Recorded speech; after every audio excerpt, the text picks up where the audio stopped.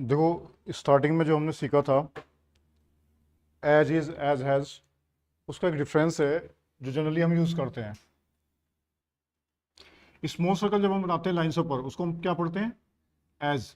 इसी small circle में vertical cut कर दो, वो हो जाएगा हैज़। लाइन में बनाएंगे इसको पढ़ते हैं इज, और हॉरिजॉन्टल कट कर देंगे इसको पढ़ेंगे हिज। बुक में ना सेम दे रखा एज हैज इज हिज, लेकिन डिफ्रेंशिएट लेके चलते हो तो चीज़ें आसान हो जाती है, कम प्रेशर डालना पड़ता है, बिना सेंटेंस फॉर्मेशन के आप आइडेंटिफाई कर लेते हो। एक और है, अगर आप एज के साथ इज जोड़ना चाहते हो तो सर्कल को बड़ा कर दो, अब वो लाइन एज के साथ इज पढ़ा जाएगा, वही एज के साथ हैज पढ़ा जाएगा। अगर आप वर्टिकल कट कर देंगे, ये लाइन से बनाएंगे तो उसको इज पहले पढ़ेंगे, एज बाद में, इज एज। और हॉरिजॉन्टल कट करेंगे तो ये हो जाएगा इज हिज। अगर मुझे इज में हैज लगाना है तो मुझे यहाँ पे वर्टिकल कट देना पड़ेगा, क्योंकि हैज में हम वर्टिकल कट का यूज कर रहे थे, और इसमें अगर एज के साथ हिज लगाना है तो ये हो जाएगा। ये हो गया पहले वाला एज इज, फिर एज हैज एज हिज। और जो लाइन से बने वो सब किससे स्टार्ट होंगे, इज से। Is as, is has, is his, is has में वर्टिकल कट है। अब दा लगाने का तरीका है, इसी के अंदर कंटिन्यू दा का टिक लगा देते हैं। इसी सर्कल को ऊपर की तरफ से घुमा के लगा दो ऐसे, ये हो जाएगा एज दा।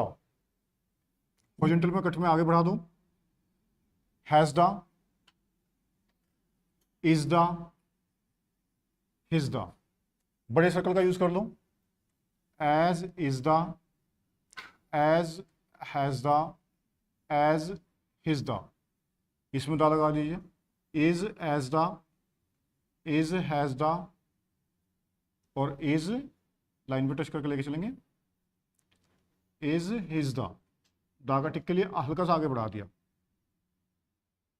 प्लस दा। सेम दिस इज और देमसेल्फ में दिक्कत आती है,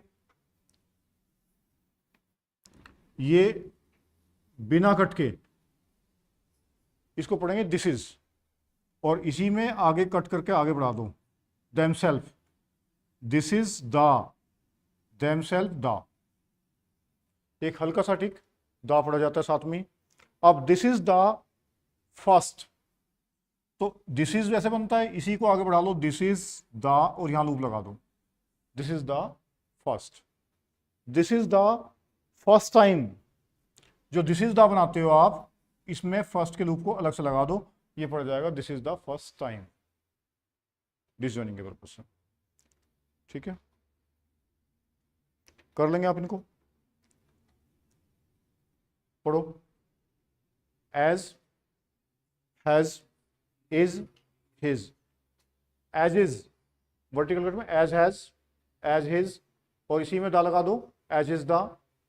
तो ये as has the, as his the, is as the, is has the, is his the, this is themselves, this is है ये, this is the themselves, themselves the, themselves the, sorry this is the first, this is the first time.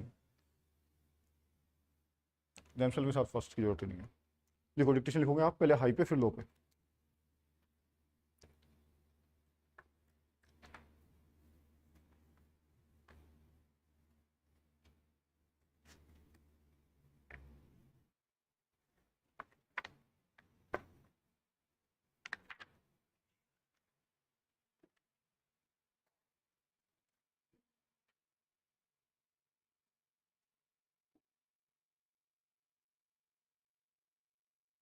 Started. The honorable members who have spoken before said that the small growers get the correct price from the board. This is not so. The entire bulk of the profits they make in the home market and in the foreign market is kept by the bigger growers who dominate this coffee board. The price they get is more than what they pay to the small growers. That is the complaint of the small growers. So it is not correct to say that the profits this board makes are equally distributed to the small growers. Hence, the conflict between the big growers and the small growers is increasing. Therefore, it is necessary on the part of the government to do justice to the small growers. The government thinks that by making powers for nominating the president of the board, it is able to do justice to the small growers. The number of the small growers is 34,000, while the number of the big growers is 590. Most of the seats reserved for the growers in the last board were monopolized by the big growers. The majority of the seats were held by the big growers, and the number of seats the small growers got was very meager. It was not more than 4. If my recollection is correct, what the government should have done was to give equal representation to the small growers. They should have asked the growers to return their representatives or to give a panel of names from which government could have chosen some. The choice of the representatives should have been left to the respective organizations. If there was no organization for the small growers, government should have asked them to organize one separately and then send in their representatives. Our friend said that the representatives of the small growers were there on the existing board. It is true, but I know the practice of these big growers or big industrialists having given membership to the small fry. On their organizations, they don't allow them to express themselves. The chairman or the man who holds sway of the board sees to it that all the members agree to what he dictates. That is the practice in these associations. We know that, so it is better to have a separate organization for the small growers and ask them to submit their panel of names to represent them on the board. Representation on the board should not be governed by the number of acres owned and the amount of capital invested, but by the number of growers. If this principle is adopted, the bigger growers will not be able to run away with what they want. In this connection, I would also say that instead of nominating the president, the government should do this. The government should ask the respective organizations of the big growers, the small growers, labor and the consumers to send in the names of their representatives and then include members of parliament. Then the board constituted in this way should be asked to elect its chairman. If this produce is adopted, then the government can see that no big grower is elected to the chairmanship. In that case, only a man who can command a majority in the board will be elected, and that man will see to it that justice is done to all the interests concerned. But here, the government, in the name of taking over control of the industry, wants to bureaucratize the whole industry. I don't think that by bureaucratizing the board, the government will be able in any way to help the industry to develop or to bring about better working conditions for the labor. One member in the select committee said that no representation should be given to labor. That is the attitude of the growers. That is the attitude generally of all employers in this country. But is it just on their part to deny representation to labor as well as to the consumers? Certainly, the rights of these people should be recognized, but personally, I don't think that by merely giving representation to labor on the board, the government can do justice to labor. It is true that the minister in the select committee, as well as in his reply to the debate in the other house, said that the working conditions of labor were very pitiable and deplorable and should be improved. Sir, there was also a petition sent to the Lok Sabha by the employees of the coffee house recommending to the house that their petition should be considered. The employers deny the rights of the workers and they say that they have made all efforts to develop the industry in all these 13 years. At whose cost? It is at the cost of the workers by paying them low wages. They have made a huge profit, which is expressed in the reply of Mr. Radcliffe to a question of the Honorable Minister for Commerce and Industry, that he had been distributing a dividend of 13.5% in 1 year. In 1 year, he had given 20% dividend, in another year 27%, and in yet another year he gave 19% to his shareholders. At the same time, this big dividend is after deducting the expenses including depreciation, taxation, reserve fund and reserve fund to capital invested.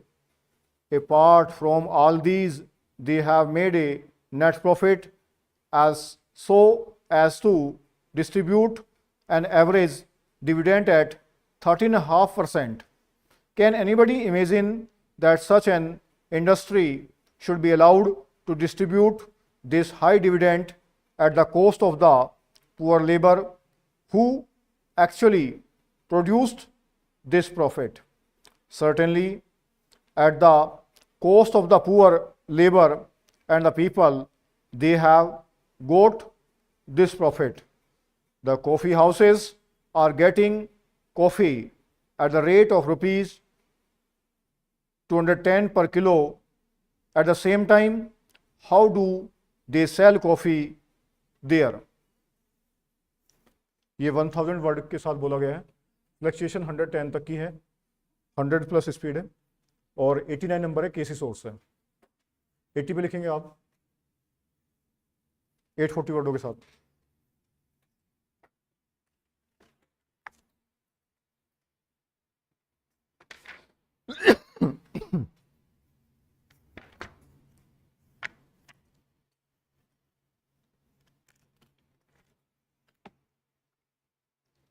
Started. Sir, the resolution itself is very badly drafted, but it draws attention to one of the most pressing problems of this country. Full employment is an objective of every kind of economy. In this world, whether capitalist, socialist, communist, or mixed economy. Therefore, it is also one of our objectives. But then we are not able to find out whether we are proceeding on the road of greater employment or greater unemployment. I am afraid that thinking on this matter is today so confused and contradictory that unless we can have a rational comprehension of the whole problem, we are not likely to make any headway. Therefore, I want to define how we should approach this problem. First of all, this is not a single problem, but two different and distinct problems. We should not confuse total unemployment with partial employment or underemployment. These are two different things that have to be dealt with in entirely different fashions. But unfortunately, when we speak of 15 or 19 million unemployed, nobody knows how many of these are really totally unemployed and how many are suffering from seasonal or partial unemployment. Total unemployment is an urban phenomenon. It is only in cities and towns you have people who have to work whatsoever. In the rural areas, it is always a case of partial unemployment or seasonal unemployment.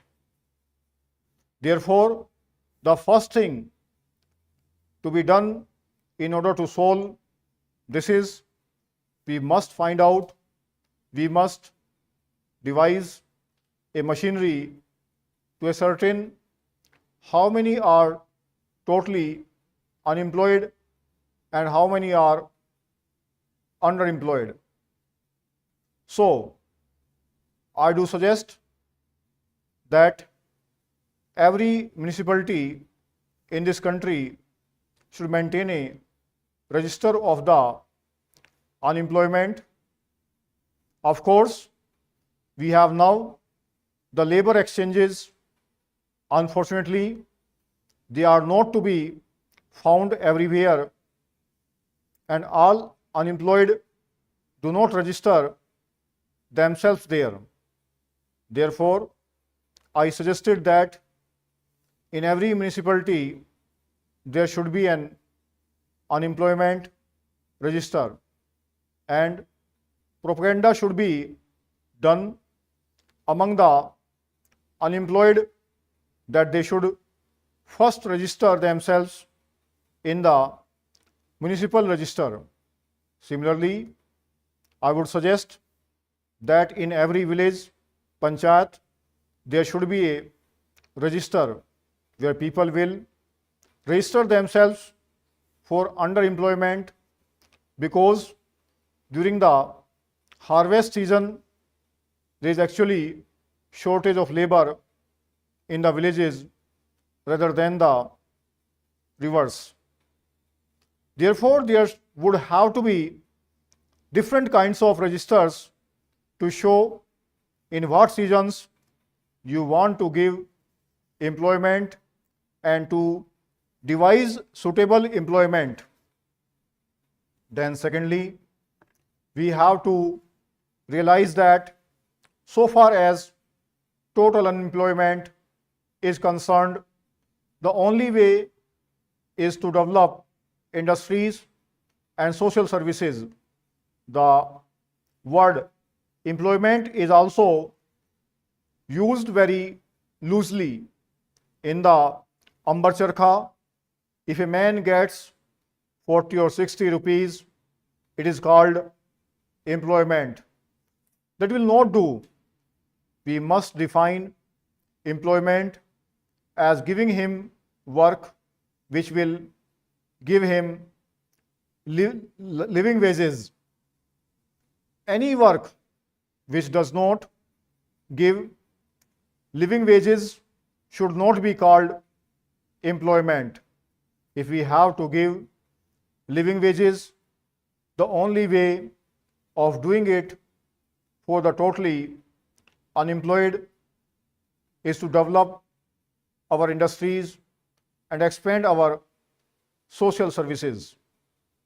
So far as social services are concerned, there is enormous scope for expansion. Why should you not in this country have one teacher for every 20 children? Why should we have one teacher for 40 children? Immediately, we can increase the strength of teachers by lakhs. But the real difficulty is we have to pay them, and therefore we are now caught in a dilemma. Without increase of wealth, we cannot increase the social services. Without increasing the social services, we cannot give sufficient and adequate employment for the totally unemployed in the towns. Therefore, the development of industries is essential.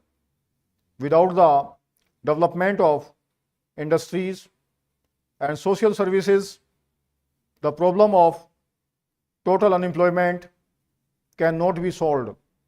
Therefore, it is no use blaming the Planning Commission or anybody.